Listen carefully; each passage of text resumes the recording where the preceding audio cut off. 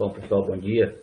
Obrigado por comparecer a nosso, acho que é o primeiro workshop, né, da pós-graduação. E eu gostaria de agradecer a participação de todos, e alguns ainda não se conectaram, porque segunda-feira de manhã, né, e primeiro dia. Mas temos aqui vários estudantes. Eu tenho uma lista bastante extensa de inscritos. Na verdade, eu tenho 36 inscritos aqui, alunos da nossa graduação, nossa pós-graduação, alunos de outras instituições, já vejo alguns aqui, e quero agradecer pela participação de vocês. Espero que tenhamos uma semana produtiva aqui. A ideia nasceu da necessidade e o interesse nosso de aproximar pesquisadores e estudantes. Portanto, essa é a intenção. Estudantes tanto nossos, quanto estudantes de outras instituições. Agradeço aos professores que se dispuseram, que compraram a ideia, né, que se interessaram e se inscreveram. Alguns, por razões diversas, não puderam, mas vamos ressaltar, eu diria, o abraço, né, da maioria dos nossos docentes que se dispuseram a fazer. Estão aí a lista na tela. Agradeço a todos esses palestrantes aí. Eu vou passar a palavra para o Zé Maria, o diretor do Instituto de Física. Ele vai trazer uma curta palavra para nós. Ainda temos alguns minutos, viu, Zé? Fica tranquilo que nós estamos dentro do prazo. Muito obrigado, viu, por comparecer. Bom dia a todos. Então, eu queria, na verdade, trazer uma mensagem de esperança. A gente passa por tempos difíceis. Gostaria também de lembrar em memória a todas as vítimas do Covid. É por isso que a gente está de forma virtual aqui. E a gente percebe que a maioria da situação ocorreu por conta da desinformação e transmissão de desinformação. Então, a gente percebe que a transmissão de desinformação ela pode ter um impacto grande tanto na saúde como em outras áreas em geral, né? Então, como que a gente combate isso? A gente combate com ciência, a gente combate com informação de qualidade, transmitindo informação e tentando combater esse tipo de coisas que vem acontecendo. E lembrar também que crises sempre acontecem, então a gente está passando por um tempo de crise, tanto em termos de saúde, como também de acreditar na ciência, de permitir que as pessoas façam ciência, do fomento à ciência. Mas eu já passei por diversas crises e eu sei que essas crises são sempre passageiras. Então, acreditem, a situação vai melhorar, tenham esperanças que isso vai acontecer. Então, a dica que eu falo para vocês, estudantes, em geral, é prossiga no estudo, não desista.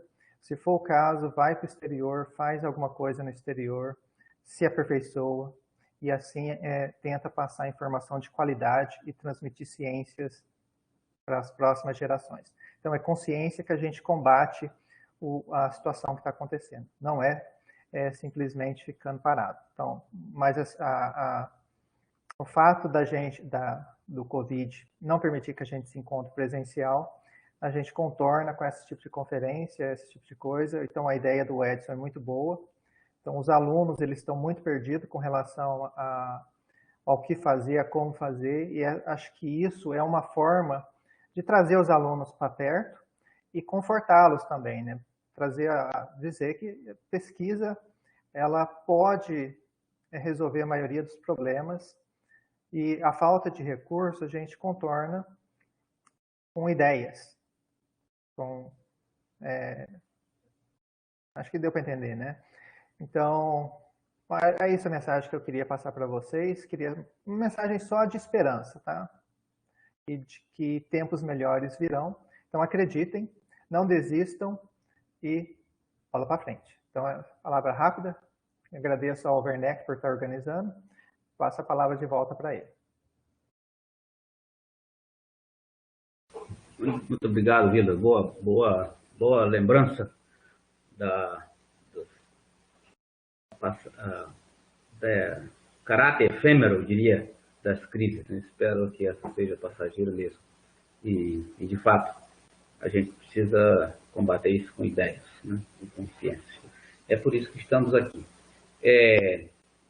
Pepe, eu creio que já temos bastante momento para começar. Eu vou te fazer o apresentador. Por enquanto, ainda temos pessoas chegando. Eu creio que provavelmente o pessoal ainda está se acostumando com a plataforma. Sim. Provavelmente nós já estamos acostumados por causa do seminário, né? A gente sempre usa a mesma plataforma. Mas deixa eu te fazer aqui, apresenta. Muito bem, aí está, Pedro. Você já pode compartilhar a sua... Beleza.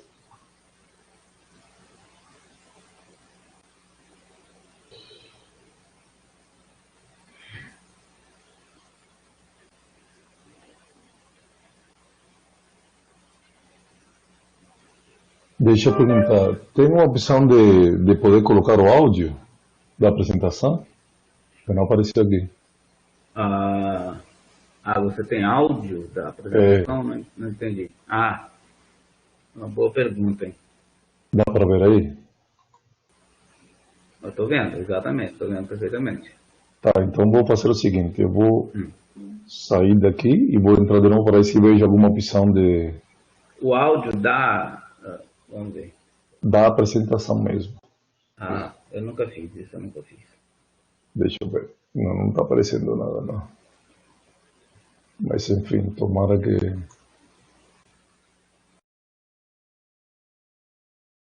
Tá todo mundo vendo aí, né? Estamos vendo. Beleza. Posso começar, então? Sim, pode começar. Bom, galera, bom dia a todos. Espero que todos estejam bem. Como o coordenador, o diretor falou, é muito bom trazer para vocês o que nós fazemos de pesquisa. A ideia é simplesmente tentar interagir, não só com os alunos, mas entre os professores mesmo do Instituto e outras instituições para tentar um pouco de espalhar a nossa ciência que nós fazemos. Então, como o tempo é muito curto, eu trouxe um resumo. Não sei se os outros queiram apresentar, trouxeram uma proposta desse tipo, mas eu decidi, um tanto, trazer as informações que tentam motivar vocês a fazerem a nossa pesquisa, ok? Sem entrar muito em matéria de teoria, porque senão vai espantar. Bom, então, como vocês veem aqui o seminário, a apresentação, materiais ferroelétricos, multifuncionalidade e aplicações. Então, a primeira questão é por que estudar os materiais ferroelétricos. E assim que eu passar para a próxima transparência, vocês me falam, por favor, se vocês conseguem escutar o áudio, viu, Edson? Tá bom? Perfeito. Ok. Eu vou trazer aqui um vídeo que um pouquinho, faz uns 10 anos, porém ele traz a mensagem que eu quero passar para vocês. Então escutem aqui, por favor. A gente não ouve, infelizmente. Não está escutando? Não, o áudio não tem. Mas deveria escutar. Você consegue colocar o áudio no seu computador, você ouve? Eu estou escutando aqui, normal. Mas na hora que vai compartilhar, tem uma opção que habilita o áudio do computador. Para mim não está aparecendo, talvez apareça para você que é o administrador. Deixa eu ver aqui.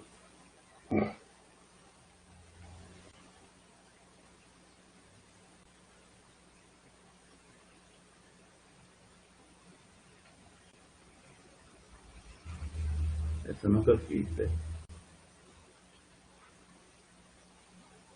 Não aparece. Não está aparecendo? Não. Bom, em essência, aqui transparência, vou passar para frente.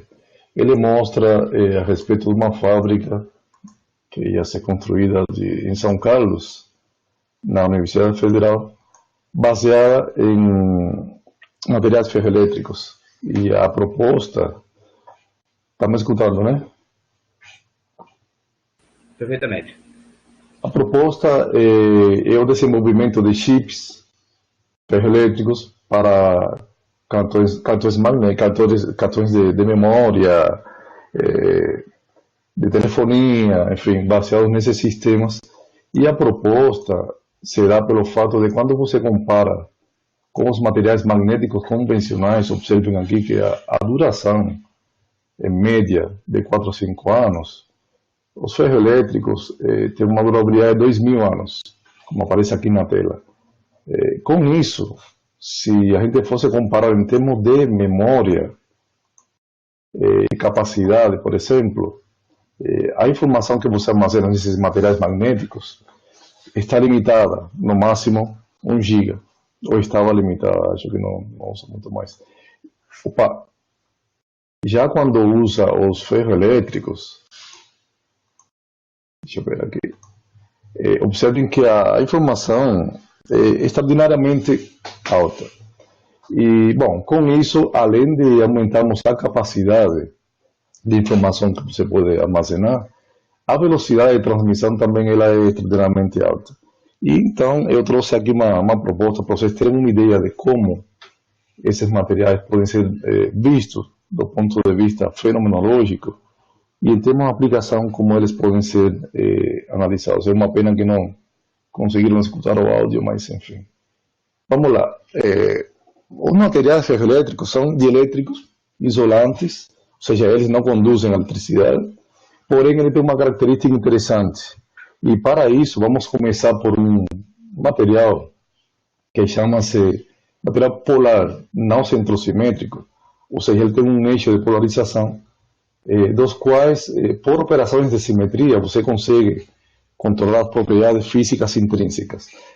Dentro desse pequeno grupo existe uma gama de materiais chamados piezoelétricos, que na verdade tem um efeito interessante. Quando você deforma o material, ele gera cargas elétricas nas faces opostas do material, ou vice-versa.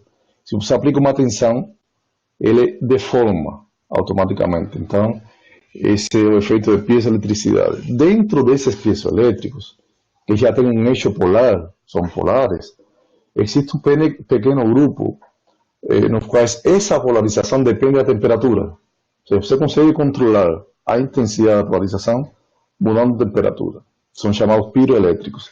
Dentre os piroelétricos, existem os chamados ferroelétricos, que é o nosso interesse. E são justamente aqueles sistemas nos quais, além de depender da temperatura, essa polarização, você pode chavear com um campo elétrico alternado. E esse chaveamento é justamente o que gera aquela fenomenologia característica da armazenagem de informação. Esses sistemas encontram-se em vários tipos de estruturas, não vou entrar em detalhe aqui, mas a depender da estrutura, da simetria cristalina, eles manifestam uma dessas propriedades maioritariamente em relação a outras. E veremos que hoje em dia esses sistemas podem ser fabricados de inúmeras formas, monocristais, cerâmicas e filmes finos, e isso tem feito que a ciência e a tecnologia cada vez mais se interesse por novos métodos de preparação, uma vez que, com o avanço tecnológico, a ideia é miniaturizar os componentes que você usa na eletrônica hoje em dia. E para miniaturizar esse componente, você precisa de um material que mantenha o mesmo desempenho, porém em tamanho minúsculo. Isso faz com que o desenvolvimento para a síntese desse sistema seja cada vez mais aprimorado. O importante aqui, gente, é nós sabemos que cada uma dessas propriedades que eu mostrei anteriormente, ou seja, dielétricas, ferroelétricas, piroelétricas ou piezoelétricas, está atrelada a um parâmetro físico, que é o que caracteriza esse sistema. Eu trouxe uma tabela aqui para vocês que resume mais ou menos, em termos de aplicabilidade, como se correlacionam essas propriedades com o fenômeno físico que está atrelado com a aplicação direta. Por exemplo, os capacitores usa fenômeno de materiais dielétricos pela alta permissividade. Atuadores eletromecânicos e transdutores, piezoelétricos nesse caso, usam o efeito da deformação do material com a aplicação de uma tensão alternada ou vice-versa. Você aplica um campo elétrico, uma tensão mecânica e ele gera cargas elétricas.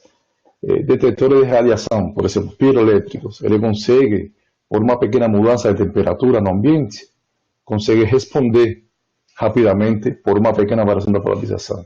Memórias não voláteis, devido ao fenômeno de eletricidade, considerando que a polarização pode ser chaveada com campo elétrico, isso instantaneamente.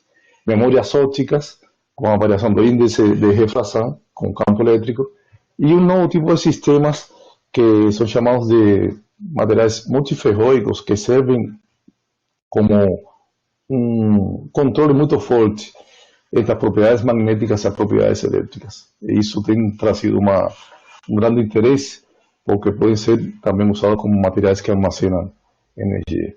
Então, se nós vemos o espectro eletromagnético, observa-se que esses materiais têm uma ampla gama de frequências nos quais podem ser aplicados. Desde baixas frequências, ou seja, aplicação em eletrolitos, até mais ou menos 1 terahertz, chegando até infravermelho. Então, nessa faixa de aplicabilidade, esses materiais ferroelétricos, devido a essas propriedades que eu mencionei anteriormente, que estão acopladas intrinsecamente, eles têm uma ampla resposta da aplicação. Então, observa-se que realmente esses materiais são muito versáteis do ponto de vista tecnológico. Fenomenologicamente, o que acontece nele que o diferencia dos outros sistemas? Bom, como eu mencionei anteriormente, ele tem um efeito polar intrínseco. Isso se dá por um arranjo da célula unidade, estruturalmente falando, devido a um acoplamento entre os orbitais de um metal de transição que se encontra nessa estrutura cristalina com os orbitais sp de oxigênio. Esse arranjo provoca uma deformação da nuvem eletrônica, originando, portanto, um momento dipolar. A depender dessa deformação, observa-se diferentes simetrias, que é justamente o que dá o nome às estruturas que esses materiais possuem, todas ferroelétricas, exceto a cúbica, que é a centrosimétrica. Bom, essas propriedades são estudadas do ponto de vista fenomenológico por algumas teorias que nós aplicamos usualmente. A teoria de Landau, por exemplo, de von Scheidt, a teoria macroscópica da polarização, teoria de grupo para estudo de vibração de redes, fónons, cálculo de primeiros princípios, onde analisamos propriedades eletrônicas, seja por DFT ou por dinâmica molecular. Em todos os casos, o interesse é justamente analisar o que acontece na fase ferroelétrica desse sistema, que se dá abaixo de uma temperatura crítica para esse material. Ok? Do ponto de vista da aplicabilidade, observa-se que essa resposta ferroelétrica traz grandes informações, porque nos permitem um pouco analisar o desempenho em termos de armazenamento de energia e eficiência para uso em capacitores. Um exemplo deles, que está sendo usado hoje, por exemplo, na Europa, são as baterias dos carros híbridos, dispositivos médicos, sistemas de potência pulsada. Em todos os casos, comparados com dielétricos convencionais, eles não só armazenam energia, mas também têm uma forte ou grande resposta de potência de saída. E isso é justamente o que dá o grande desempenho desses materiais. Aqui eu trouxe um exemplo do efeito piezoelétrico para vocês terem uma ideia de como que ele se dá. Observem aqui como esse material, uma vez que você constrói, se você cutuca ele, você bate um pouquinho, ele gera cargas elétricas. E isso não é mágica. Isso é simplesmente a fenomenologia. Quando você faz um material, se você deforma, ele gera cargas. Basta que você coloque uma lâmpada na face suposta para você realmente observar esse efeito. Bom, então eu trouxe aqui um conjunto de projetos que estão atualmente em andamento para aplicações biomédicas, sistema de comunicação sem fio, espintrônica, sistema de armazenamento e conversor de energia, aplicação de dispositivos fotovoltaicos, e todos eles envolvem uma série de pesquisadores, não só brasileiros, mas trouxe aqui os estrangeiros para destacar um pouco mais, de diversos países lá fora, que concomitantemente com as fundações de agências de fomento que possibilitam essa pesquisa, nós conseguimos então dar andamento a essas pesquisas aí.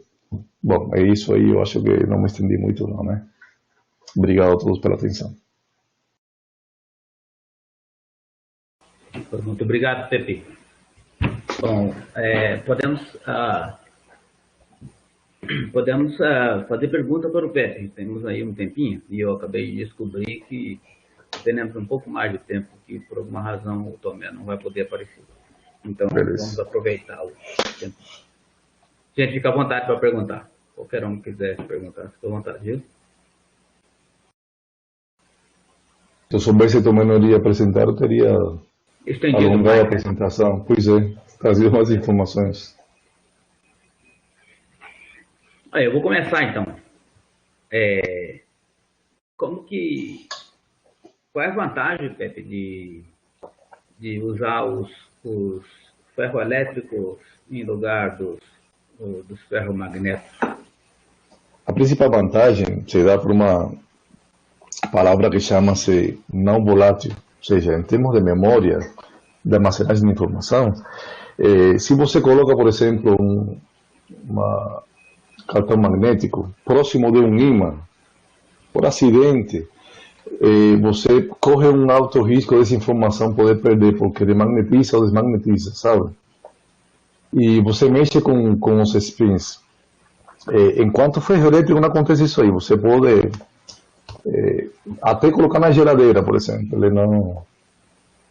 a resposta dele permanece desde que você não aqueça ele acima da temperatura crítica do material, certo? Então seria uma vantagem. Isso não... Isso em princípio significa que ele interage menos com o ambiente. E ainda assim, a manipulação da informação é fácil. Muito. Correto? Muito fácil. Nos cartões, agora de ordem prática, né, os cartões magnéticos são utilizados essa tecnologia? Já?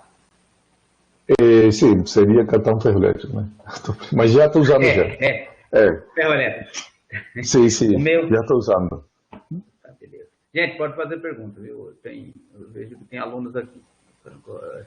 Essa oportunidade de alunos fazerem perguntas também, viu? Se der vontade. Bom dia. Vocês estão me ouvindo? Bom dia, Sim. Estamos ouvindo perfeitamente. Bom, antes de tudo, né, obrigada pela apresentação. E eu queria saber se vocês também pesquisam energia de outra forma, assim, outro tipo de geração de energia, porque aí vocês estão trabalhando exatamente dos chips, né? Mas vocês fazem outros tipos de pesquisa com energia? Sim, essa última transparência que eu passei muito rápida sobre os projetos em andamento, o último tópico, deixa eu ver se eu coloco aqui. Esse aqui, ó, dispositivos fotovoltaicos, na verdade, tem uma outra frente de pesquisa, que é tentar aproveitar esses materiais. Era a vantagem que ele tem já de ter um eixo polar, tentar não só aproveitar a conversão de energia, mas também a captação, ou seja, digamos uma fotossíntese artificial, sabe? Imitando a fotossíntese, ele tenta captar um pouco de energia solar e converter. O problema é que, para que isso aconteça, do ponto de vista já de condutividade, os nossos materiais são isolantes. Então você precisa mexer um pouco na propriedade eletrônica dele, por exemplo, no band gap do sistema. Ele torna-se, entre aspas, semicondutor, mas se ele mantiver a resposta ferroelétrica ainda, essa eficiência é a maior possível, sabe? Então, eu não trouxe um gráfico aqui, mas por questão de tempo, ele ia ter trazido. Se comparado com, por exemplo, com os sistemas baseados em silício, que até hoje não tem concorrente, ou seja, somos e serão por um bom tempo os materiais bons para esse tipo de resposta, está tendo um grande avanço. Ou seja, materiais ferroelétricos baseados com essa resposta, principalmente perovskitas, têm aumentado, porém ainda tem uma grande limitação. E é que, justamente, para você conseguir uma resposta grande, ele tem que ser um semicondutor quase que perfeito. E manter a propriedade ferroelétrica sendo semicondutor um desafio. Não é impossível, não, mas está sendo um desafio hoje em dia para nós grande. Entendi, obrigada. Por exemplo, um aluno nosso que está hoje fazendo estágio na Segamalgo em São Paulo, o projeto de mestrado dele, ele desenvolveu um material que tem uma eficiência, acho que é 21%, e nós conseguimos fazer andar um carrinho, comprado na China mesmo, 4 centímetros. Já para nós foi um avanço extraordinário, né? Em termos de tecnologia ainda falta bastante, mas já você fazer andar um pequeno elemento com um material que você sintetizou no laboratório, isso é extraordinário. Legal, obrigada. Imagina, Mariana. Temos tempo para uma pergunta a mais?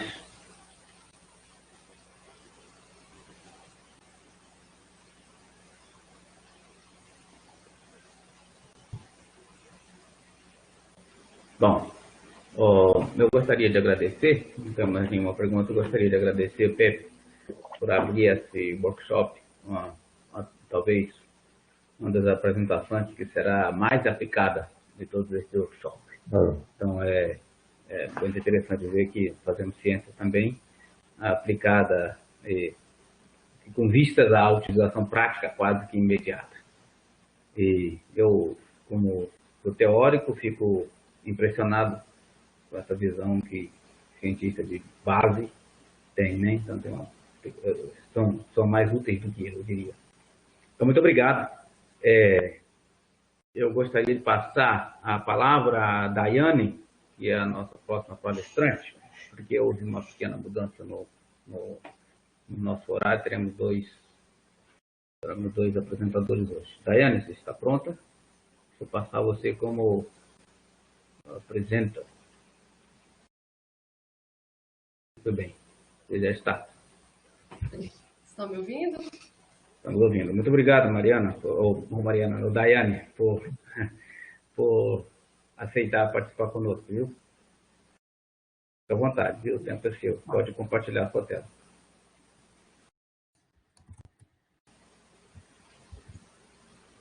Aí, ficamos prontos.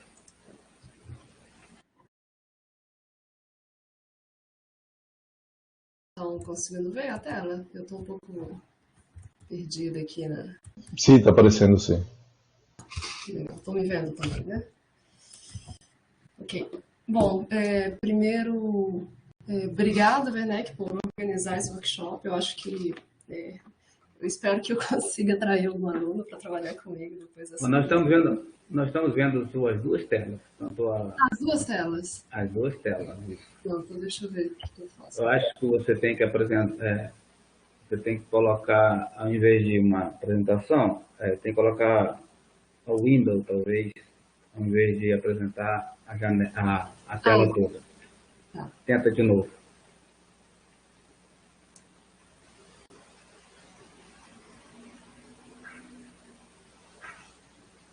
Agora coloca a apresentação para ver.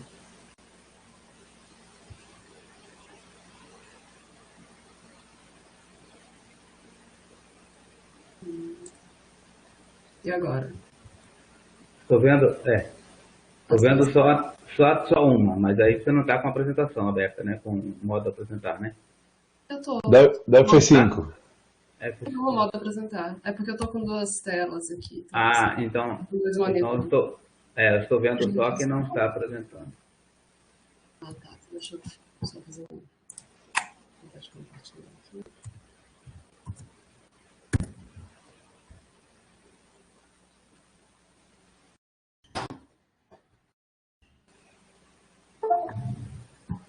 Vamos ver.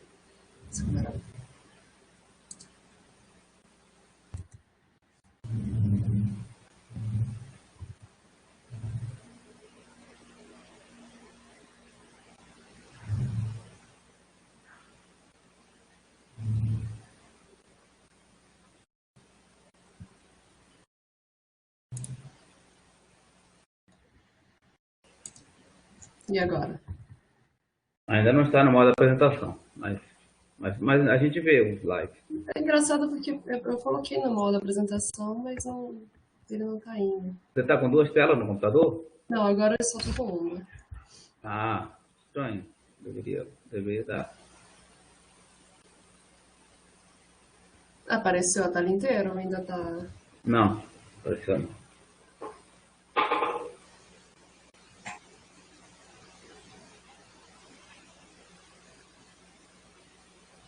Ah, esqueci. Vou colocar aqui primeiro. Agora acho que vai. Foi? Agora sim. Agora sim, perfeito. Bom, ok. Bom, então, novamente, obrigada, Werneck, por organizar esse workshop. Bom, para mim, que está começando recentemente aqui na UFO, é importante até para os alunos saber da minha existência, né? E saber um pouco do trabalho que eu estou fazendo aqui. Bom, eu trabalho basicamente com dinâmica, com simulação molecular, então eu vou tentar fazer uma apresentação, acabei colocando bastante slide, mas eu vou tentar encurtar um pouco. Basicamente, eu trabalho com modelagem molecular, né? Existem diversas possibilidades de utilizar essa ferramenta para estudar os tipos de materiais. Eu tenho uma pegada mais aplicação também, um pouco parecida com o que o Pepe, né? Mas sempre voltado um pouco para a aplicação desses materiais para a indústria. Bom, se a gente for olhar a modelagem molecular, a gente tem que pensar, existem diversos métodos disponíveis hoje para serem utilizados, e isso vai depender muito do que a gente quer ver e da escala que a gente quer trabalhar, né? Então, se a gente pegar lá, para quem já... Aqui, ó, acho que a física aqui tem bastante gente que trabalha com DFT, né? São cálculos quânticos. Ali a gente está numa escala da ordem, né, de femtosegundos até poucos femtosegundos, na ordem de nanômetros, certo? E a gente tem, crescendo um pouco na escala aqui, a gente tem um approach, né, mais clássico, que utiliza de dinâmica molecular ou cálculos ou simulações de Monte Carlo, né? Essa aqui é a minha especialização, apesar de eu trabalhar um pouco também com DFT, mas a minha especialidade é mais cálculos de Monte Carlo e de dinâmica molecular, onde a gente utiliza uma aproximação clássica, então a gente não trabalha com efeitos quânticos, nem a gente não trata elétrons, né, como explicitamente, né? Mas esses tipos de simulação nos permite simular materiais numa escala um pouco maior, que vai da ordem até de dezenas de nanômetros e, né, no caso de dinâmica, de dezenas de nanosegundos.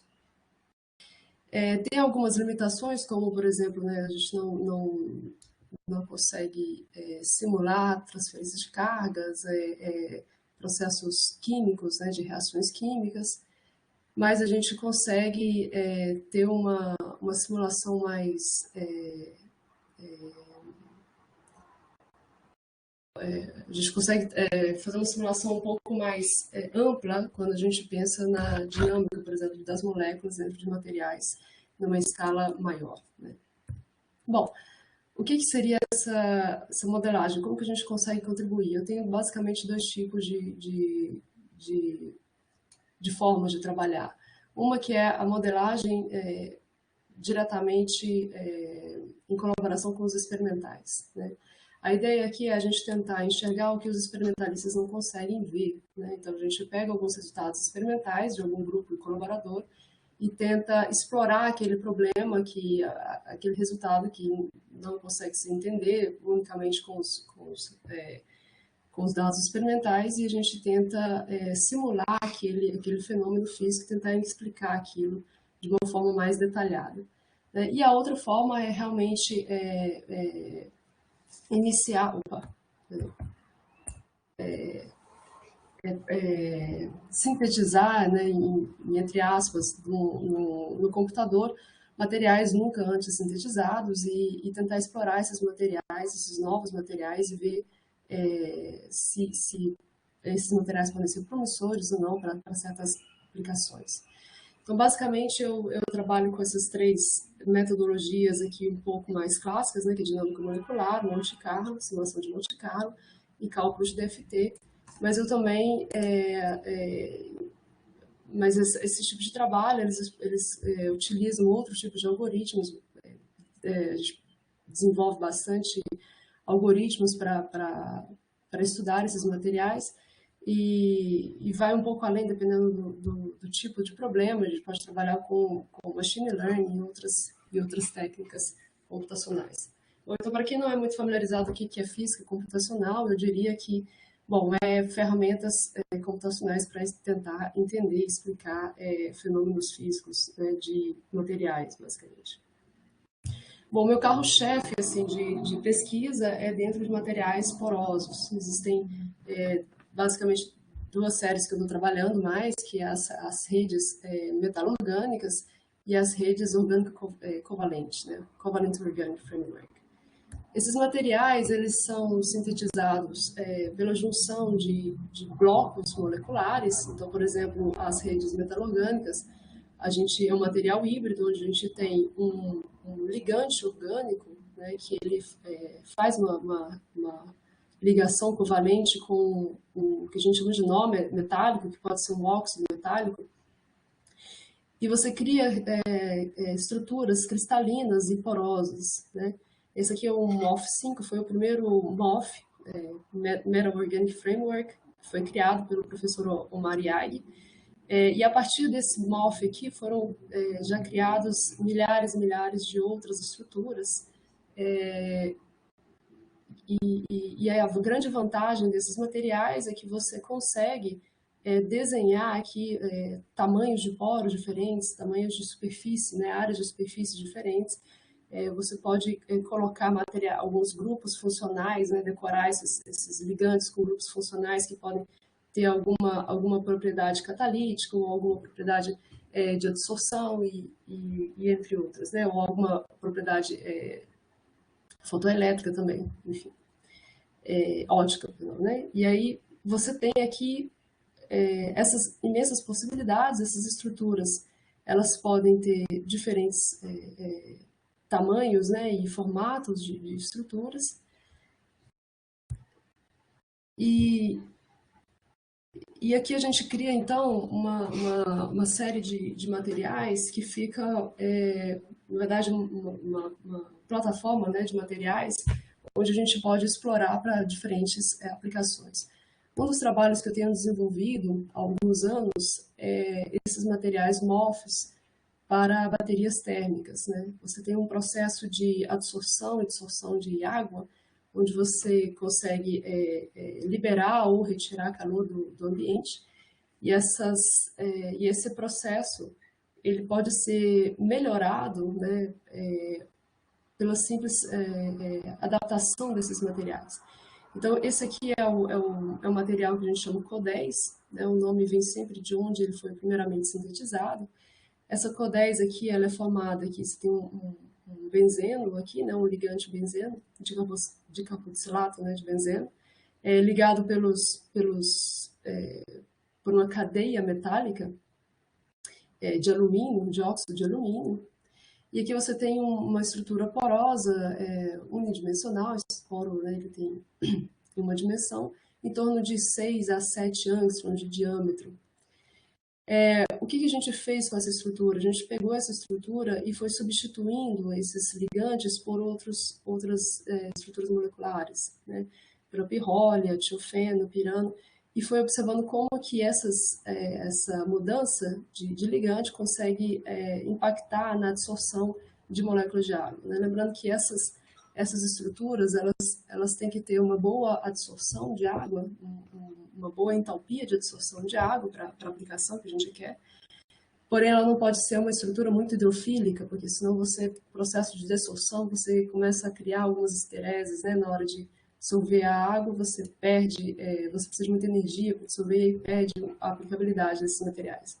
Então, a nossa busca foi substituir isso daqui. Então, lembrando que isso aqui foi tudo feito no computador, e posteriormente a gente leva esses resultados para os experimentais e assim eles sintetizam e a gente tem essa troca para tentar construir um material mais adequado para essa aplicação. Em termos de simulação, o que a gente faz? Basicamente, a gente cria uma estrutura no computador, a gente utiliza cálculos ab initio, como o DFT, né, para otimizar as geometrias dessas estruturas, primeiro para ver se ela é possível ou não, né? Uma vez que essas estruturas são otimizadas, a gente faz um estudo, um cálculo das densidades eletrônicas dessa estrutura e retira as cargas parciais desses átomos. No mundo clássico, né, a gente não tem elétrons, né, a gente tem apenas são bolinhas com massa e carga, né, ligados por molinhas, vamos dizer assim. Tá?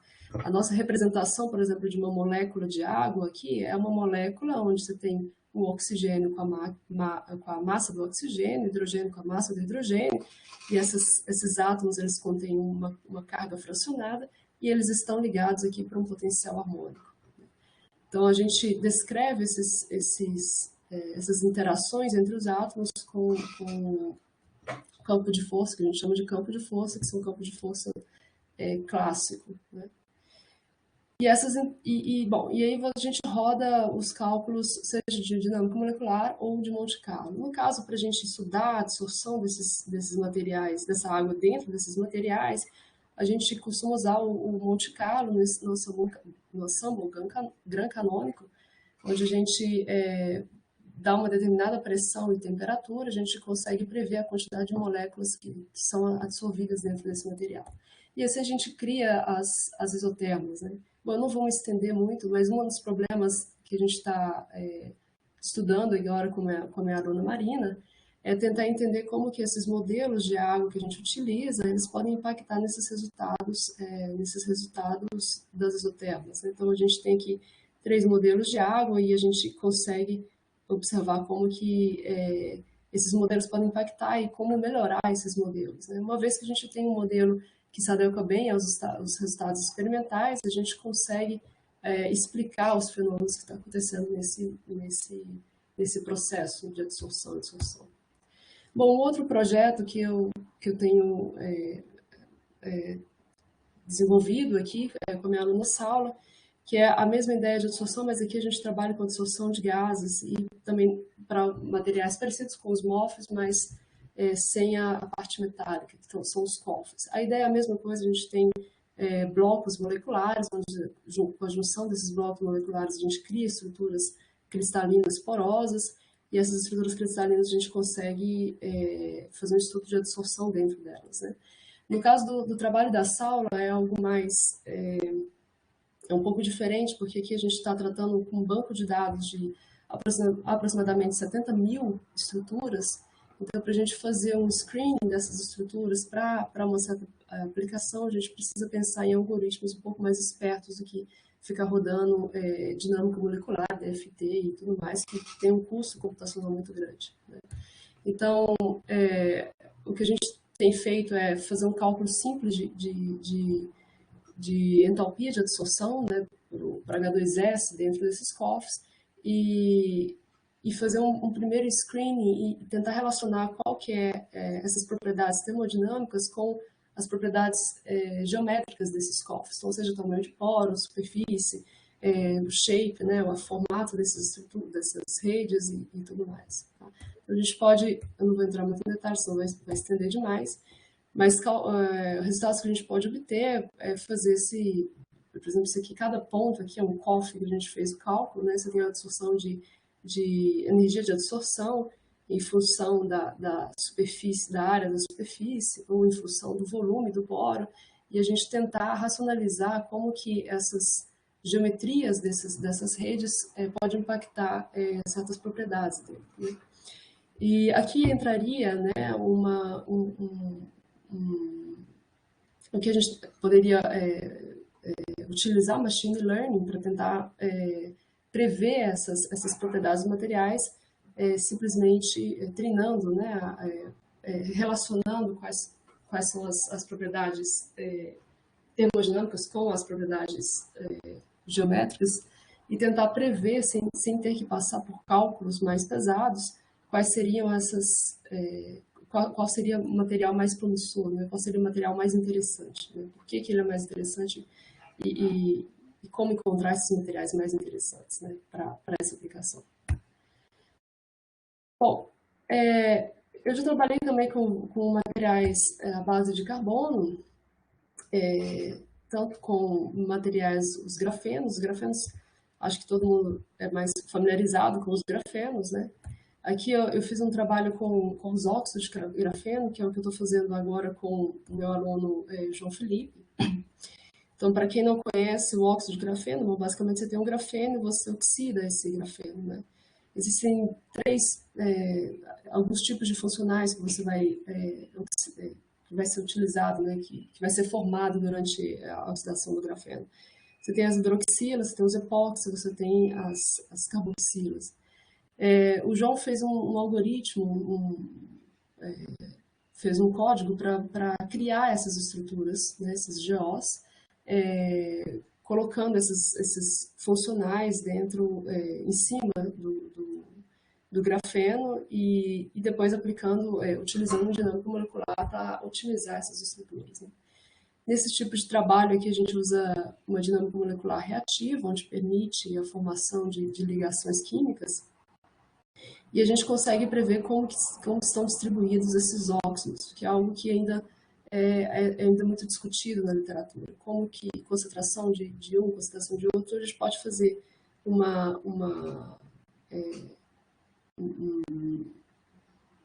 testes com vários tipos de GOs, né? E ver qual que é aquele mais estável, né? E tentar entender essas estruturas. Bom, mas o trabalho dele vai além dos GOs. Na verdade, o que a gente está interessado aqui é utilizar esses GOs com interface com algum polímero. Então, esse trabalho aqui é um trabalho que eu desenvolvi há alguns anos atrás, que é envelopar esses óxidos de grafeno com um tipo de polímero à base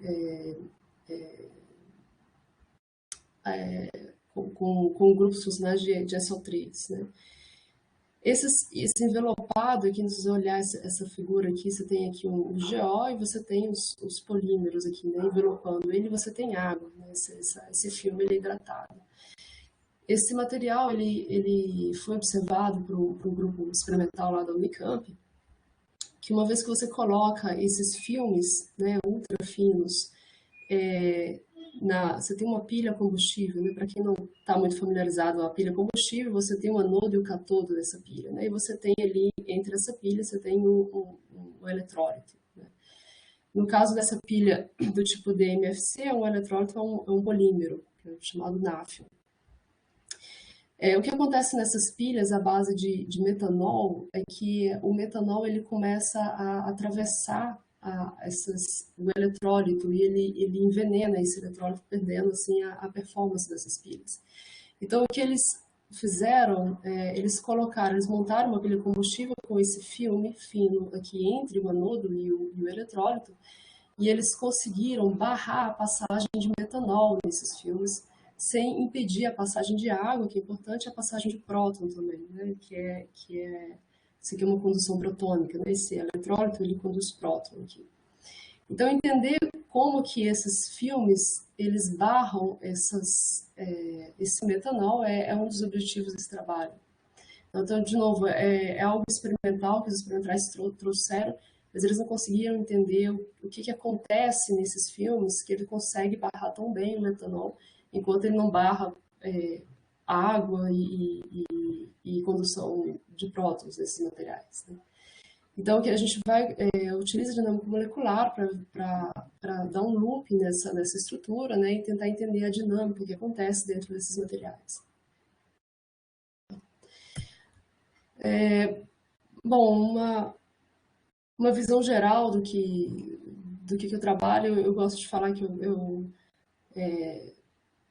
tenho a metodologia na mão e aí o tipo de material e as propriedades que a gente e a aplicação que a gente quer estudar, isso varia enormemente, né? Eu basicamente trabalho com materiais porosos, mas também já trabalhei bastante com polímeros e com materiais de carbono, né?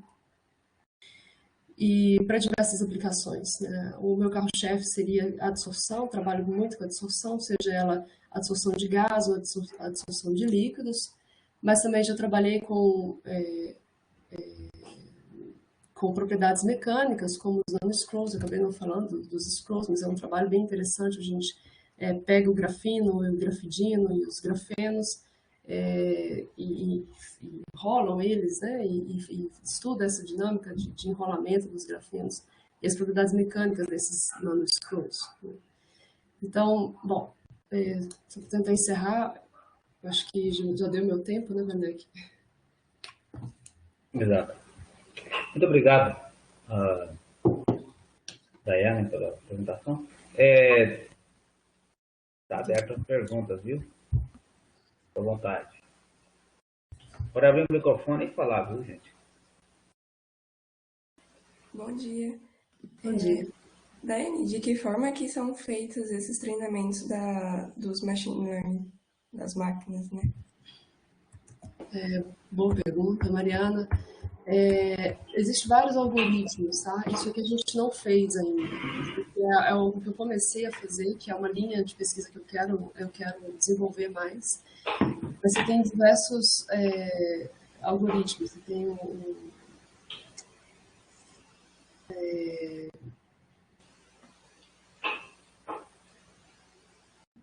eu estou com os nomes em inglês aqui.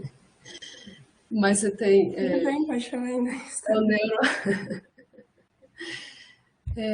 A gente tem... Eu não vou saber explicar, porque eu ainda estou bem no início disso daqui, tá? A gente tem... Esse trabalho em específico, a gente utilizou machine learning para calcular, que quando você vai aqui nas estruturas, né, pegar esse modelo aqui, quando a gente vai fazer qualquer tipo de cálculo usando, né, um campo de força clássico, a gente precisa trabalhar com... A gente utiliza... Quando é adsorção, a gente trabalha apenas com duas interações, que é a interação de Van der Waals e a interação coulombiana. Então, a interação de Van der Waals, a gente tem os parâmetros genéricos já na literatura que a gente reutiliza eles, né, para, por exemplo, saber qual que é a interação dessas moléculas com a rede, né, com os átomos da rede. Agora, você tem a interação colombiana. Para isso, a gente precisa encontrar as cargas cargas que cada átomo da sua rede carrega. Então, a gente utilizou, esse é um trabalho que não foi eu que desenvolvi, a parte do machine learning, foi meu colega. Eu só rodei, na verdade, né? E ele utilizou o machine learning para encontrar essas cargas em cada átomo da minha rede. Então, eu tinha... Normalmente, a gente faz um cálculo de DFT, né? A gente faz um cálculo de DFT, faz um estudo da estrutura eletrônica e da distribuição eletrônica, né? E retira essas cargas. Isso é impossível quando você está trabalhando com 70 mil COFs, né? 70 mil materiais. Então, o que ele fez, se eu não me engano, agora eu não lembro mais qual algoritmo que ele utilizou, mas ele utilizou para encontrar essas cargas. Então, assim, isso é uma possibilidade de utilizar machine learning nesse tipo de trabalho. Uma vez que a gente consegue calcular o que eu quero mexer, o que eu quero trabalhar futuramente, é tentar prever essas mesmas propriedades utilizando machine learning. Então, a gente faz um treinamento, a gente pega uma amostragem dos nossos dados, a gente já tem ali uma amostragem grande, a gente treina esses materiais, esses dados que a gente tem e tenta prever isso com a gente learning. Isso é uma das possibilidades que eu posso fazer. Legal, obrigada. Obrigado, Mariana. Mais uma pergunta? À vontade. Enquanto isso, eu vou fazer uma pergunta. Você falou de aplicação, Daiane. Você poderia, por exemplo, no caso do grafeno, por exemplo, né? já tem trabalho do João Vitor, como é que é o nome? João Felipe. Pois é, aplicação, você poderia elaborar um pouquinho mais quais são as aplicações? E me parece que aí, eu já aproveito para uma pergunta só, parece que aí você fala que as simulações são sempre clássicas, mas você tem as ferramentas para tratar os problemas quânticos, por exemplo, no caso do DFT e Monte Carlo. Monte Carlo acho que o algoritmo é diferente. Mas, então as duas perguntas seriam, aí você já está quase na interface do tratamento clássico e quântico, né? E quais são as aplicações, em última instância, desse tipo de material? Obrigado.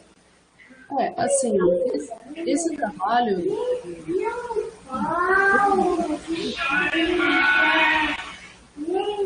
depende muito do que a gente quer, do que a gente quer ver, né? Nesse específico aqui, eu estou mais interessada em duas coisas. Uma é a propriedade, a estrutura, né? Como que o PSS, como que esse polímero envelopa, né, o GO. Então, é puramente estrutural. Isso eu não conseguiria fazer com DFT, por exemplo. Aqui eu tenho centenas, tenho milhares de átomos, né?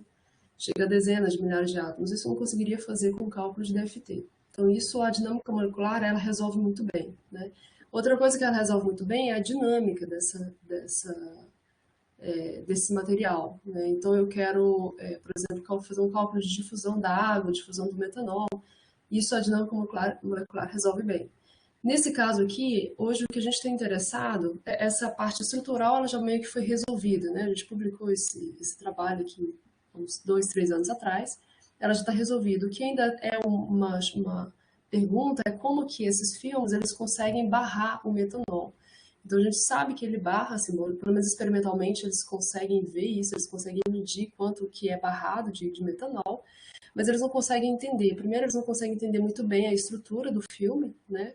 E eles não conseguem entender muito como que o metanol, por que o metanol fica. Porque o metanol e a água, ela é difícil de separar, né? As duas o metanol tem inclusive esse trabalho aqui, né, foi justamente para separação de metanol e, deixa eu ver se tem um videozinho. Não tem um vídeo? Acho que eu tenho que indicar, né? Isso. Esse trabalho aqui, eu tenho folhas de GO, né? Aqui é uma simulação, essas folhas de GO, elas são fixas, então rígidas e fixas, né? E eu coloco um pistão aqui de uma mistura de água e etanol, ou água e metanol, né? O etanol você ainda consegue separar melhor, né? O metanol nem tanto. Então, barrar o metanol é algo, não é muito fácil, né? O metanol ele é uma molécula razoavelmente pequena e você tem um OH que ela mistura muito bem com a água.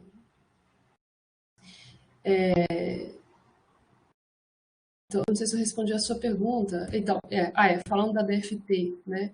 Depende muito do que você quer ver. Aqui o que eu quero, as propriedades que eu quero tirar dessa simulação, elas estão numa outra escala, né? Então, os efeitos quânticos, isso não me interessam tanto nesse aspecto aqui. O que seria interessante usar da DFT é tentar entender a condução protônica nesses materiais, né? Mas aí a gente vai ter que fazer um zoom desses materiais para a gente poder fazer qualquer cálculo de DFT em cima disso, né? Então, a gente pode fazer um estudo um pouco mais qualitativo, né? Por exemplo, da condução de prótons desses materiais, analisando, por exemplo, a estrutura da água, como que a água forma o caminho ali para a condução protônica, né?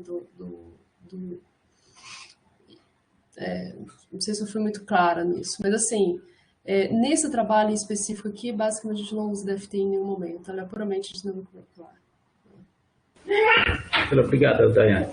Mais alguma pergunta?